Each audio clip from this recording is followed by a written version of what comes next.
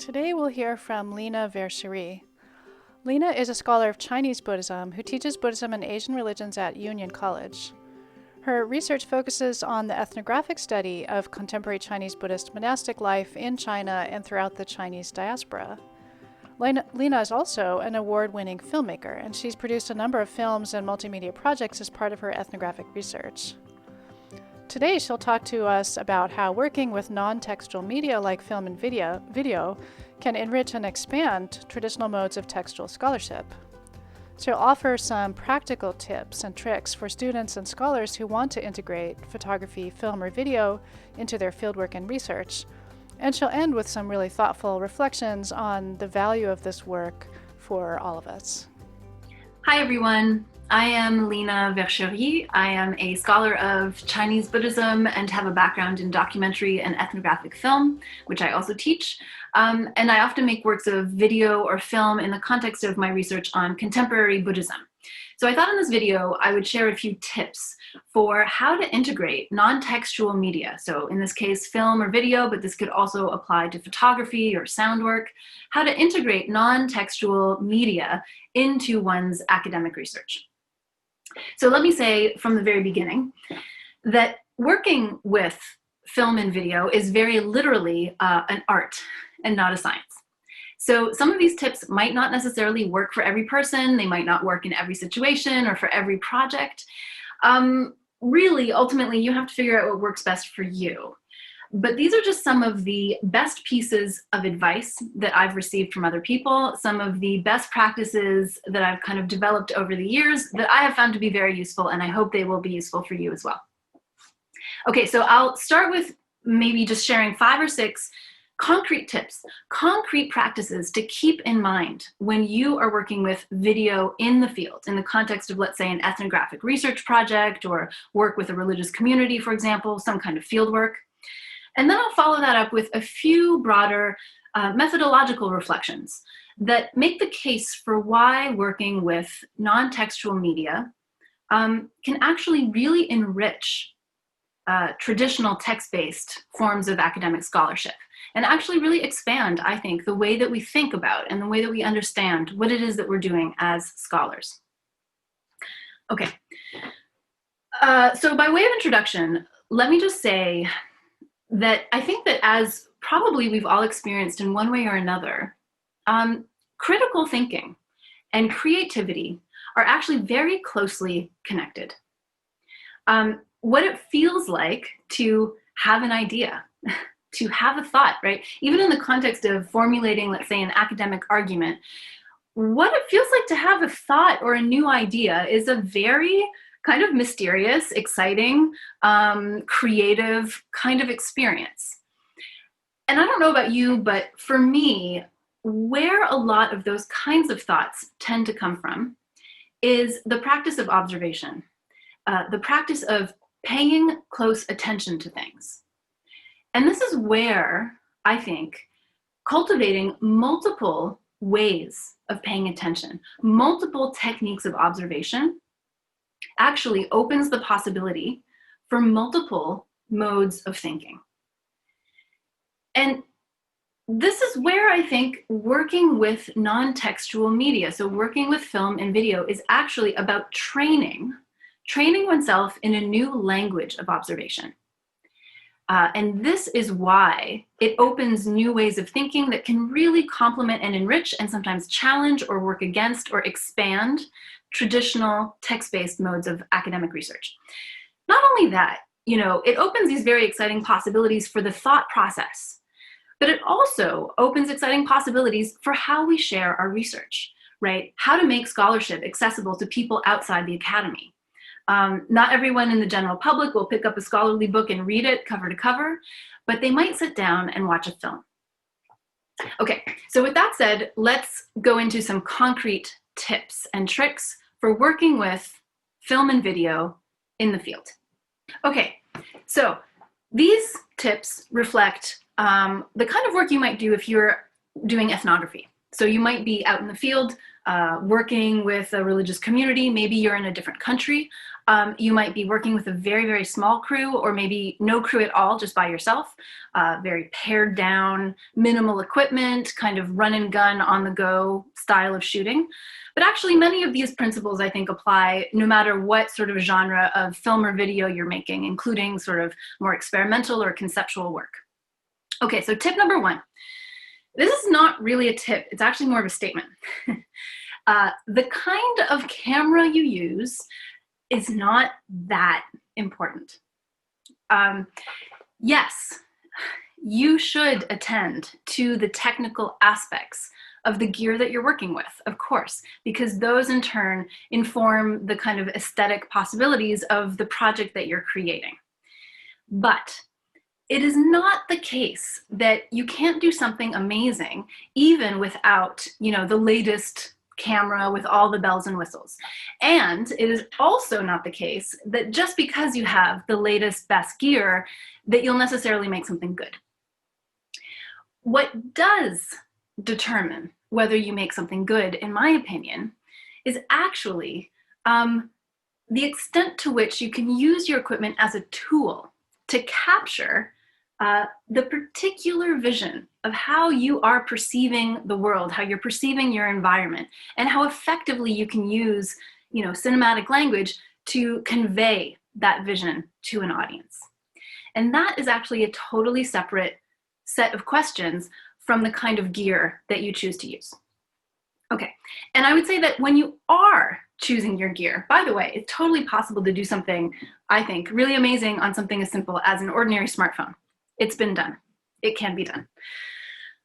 When you are choosing your gear, think about deciding what you're going to use based on the conditions that you're going to be working in.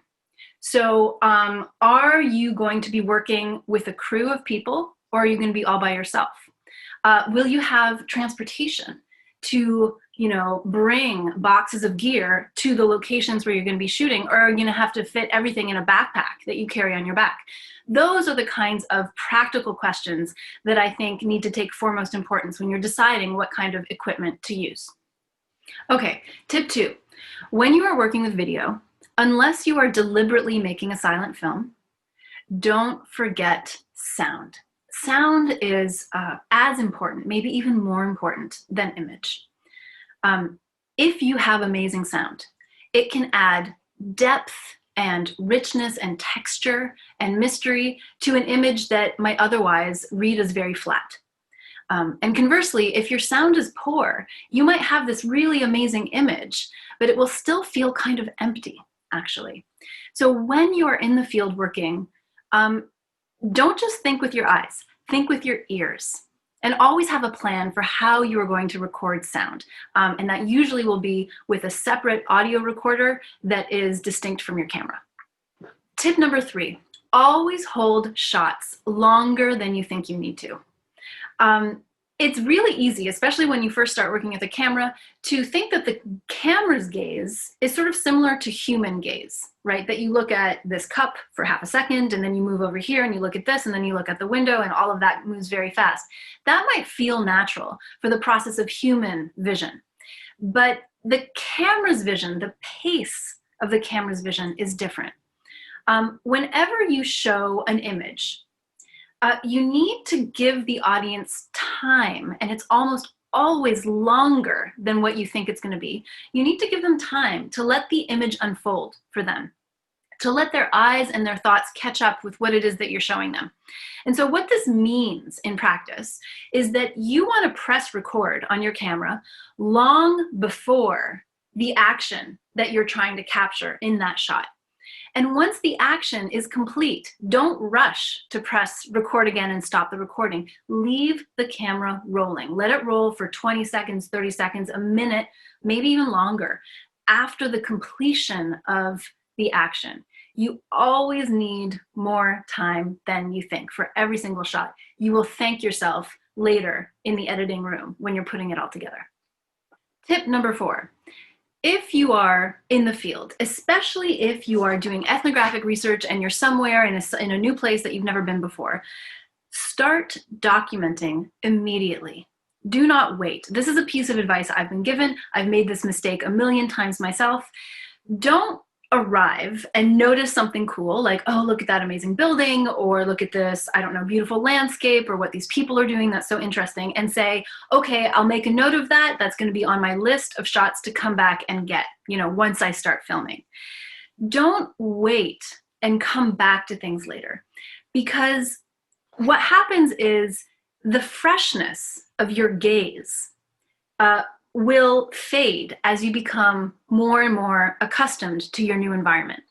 And that freshness that you have when you're looking, right, when you first arrive somewhere, the lack of familiarity, the lack of preconceived ideas, that actually makes you see differently. And that will also that will be reflected in how the camera is seeing as well. And so this is not to say you can't go back and still get that beautiful temple at sunrise later on in your field work, but try to start doing things earlier rather than later. Don't wait for everything to be perfect. Start recording immediately. Tip number 5 is sort of similar to tip number 4 in a certain way. This is, think of your camera or your recording equipment as part of your body, an extension of your body. Try to have it with you at all times, even if you're not even planning to use it. So this is especially helpful. Let's say if you're just meeting people for the first time, let's say you're doing ethnographic work, you've just arrived in a new religious community, try to have your camera around your neck, even if you're not going to use it at all, just present. One of the things that can happen is there's a certain feeling that sometimes using equipment, especially pointing a camera at people, can be really intrusive. So sometimes filmmakers struggle with this shyness, about not wanting to point the camera at people, or a sense that it makes them feel uncomfortable. One of the small things you can do to help normalize the presence of the camera is to just have it around. So even if you're not using it, just have it around your neck. And that way, people see you. They get used to seeing you with the camera all the time from day one. And that way, there's less of a shock and less of a discomfort when you actually start to use the equipment and start recording. Tip number 6 is keep very, very detailed shooting notes. Write down everything and everyone that you have captured or recorded in your footage. This especially applies if you are going for multiple months or maybe even a year of fieldwork, but actually it's also really important, even if you're just shooting for 1 or 2 days. Keep a record of what time it was, where you were, what was happening, the names of the people in the shots, and ideally their contact information as well. Because depending on the kind of project that you're making and the ways that you hope to share it in the future, you might need signed image releases from a lot of those people. So that's something you have to prepare for in advance, or at the very least, have very detailed notes with their names and contact information in case you need to follow up, many weeks, many months later to get a signature or to ask a follow-up question about something that's happening in one of the shots you recorded. When you're filming in the field, in the moment, it's so easy to assume, oh, I'll never forget, the context of this. I'll never forget these people's names. I'll never forget this moment. But when you are back editing, many, many months later, everything will look and feel different. You'll start to be looking at your material out of sequence. Suddenly things start to look very similar, or you forget which day was what. This is why you have to keep very, very detailed notes and write down everything very meticulously. So those were my tips. Let me end this video now by just sharing a couple sort of more philosophical reflections on why I think the use of non-textual media in conjunction with text-based academic work can be so beneficial. The first one is that as human beings, we obviously learn through all sorts of highly cerebral, analytic, kind of logic-based or text-based modes of thinking. But if you're a scholar of religion, if you're interested in the broad range of human experience, you have to also attend to the fact that as human beings, we learn through embodied, sensory, and aesthetic languages as well. And working with video and film, working with image and sound, really, I think, opens into some of those other dimensions of human experience. And so integrating those dimensions into your research ultimately produces a much more comprehensive portrait of whatever it is that you're interested in studying. Number 2, the medium that you are working in changes the way that you work.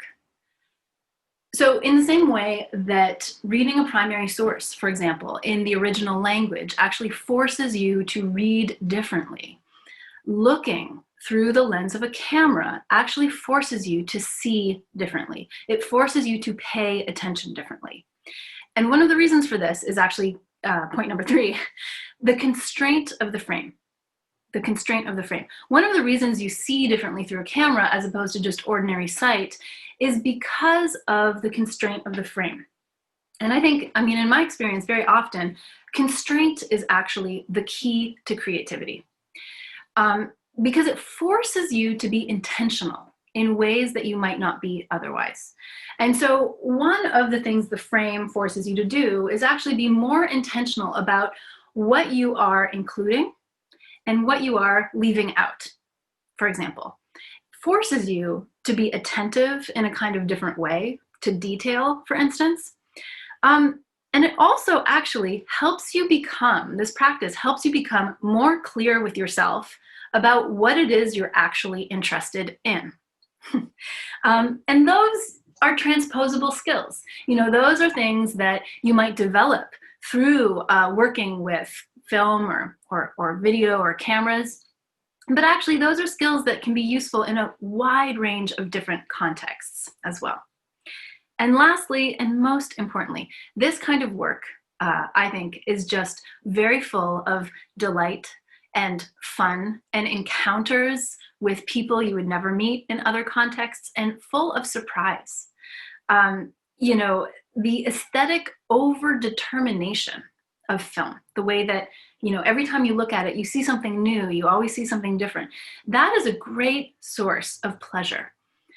The idea that there's always something more, there's always more, that I think is really one of the most wonderful things about life. It's one of the most wonderful things about scholarly work. And working in a medium that actively fosters the development of that kind of curiosity, I think is one of the most exciting ways to think and to learn. So I hope you've enjoyed this video. I hope some of these tips might be useful for you, and I wish you good luck in all of your projects.